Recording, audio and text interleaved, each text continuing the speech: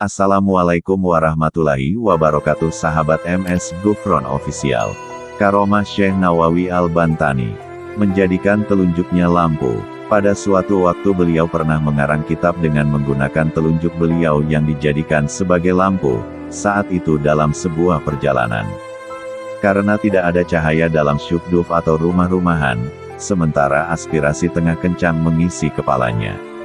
Syekh Nawawi kemudian berdoa memohon kepada Allah Ta'ala agar telunjuk kirinya dapat menjadi lampu agar dapat menerangi jari kanannya yang digunakan untuk menulis itu. Kitab yang kemudian lahir dengan nama Maraki Al-Ubudiyah Syarah Matan Bidayah Al-Hidayah itu harus dibayar beliau dengan cacat pada jari telunjuk kirinya. Cahaya yang diberikan Allah pada jari telunjuk kiri beliau itu membawa bekas yang tidak hilang.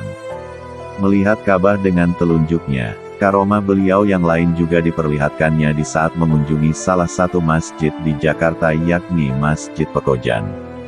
Masjid yang dibangun oleh salah seorang keturunan cucu Rasulullah SAW Sayyid Utsman bin Agil bin Yahya Al-Alawi. Masjid ulama dan mufti Betawi itu ternyata memiliki kiblat yang salah. Padahal yang menentukan kiblat bagi masjid itu adalah Sayyid Utsman sendiri. Kemudian, beliau kedatangan anak remaja Syekh Nawawi, yang menyalahkan arah kiblatnya, saat seorang anak remaja yang tak dikenalnya itu menyalahkan penentuan kiblat, kagetlah Sayyid Utsman. Diskusi pun terjadi dengan seru antara mereka berdua.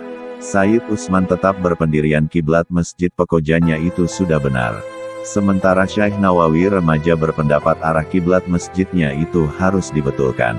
Saat kesepakatan tak bisa diraih karena masing-masing mempertahankan pendapatnya dengan keras, Syekh Nawawi meletakkan tangan kirinya ke bahu Sayyid Utsman, merangkul, dan tangan kanannya menunjuk sesuatu. Syekh Nawawi berkata, "Lihatlah Sayyid, itulah Ka'bah tempat kiblat kita. Lihat dan perhatikanlah. Tidakkah Ka'bah itu terlihat amat jelas? Sementara kiblat masjid ini agak ke kiri. Maka perlulah kiblatnya digeser ke kanan agar tepat menghadap ke Ka'bah," ujar Syekh Nawawi remaja. Sayyid Utsman termangu dan keheranan. Ka'bah yang ia lihat dengan mengikuti telunjuk Syekh Nawawi remaja memang terlihat jelas. Sayyid Utsman merasa takjub dan menyadari remaja yang bertubuh kecil di hadapannya ini telah dikaruniai kemuliaan, yakni terbukanya nur basyariah. Dengan karamah itu, dimanapun beliau berada Ka'bah tetap terlihat. Dengan penuh hormat, Sayyid Utsman langsung memeluk tubuh kecil beliau, dan berjabat tangan sambil mencium tangannya. Ketika Sayyid Utsman ingin mencium tangannya, ditariklah tangannya Syekh Nawawi. Sayyid Utsman pun kebingungan mengapa beliau tidak mau.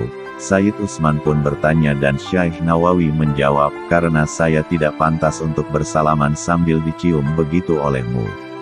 Subhanallah, alangkah bagusnya akhlak beliau. Sampai saat ini, jika kita mengunjungi Masjid Pekojan akan terlihat kiblat digeser, tidak sesuai aslinya. Itulah beberapa kisah Syekh Nawawi Al-Bantani.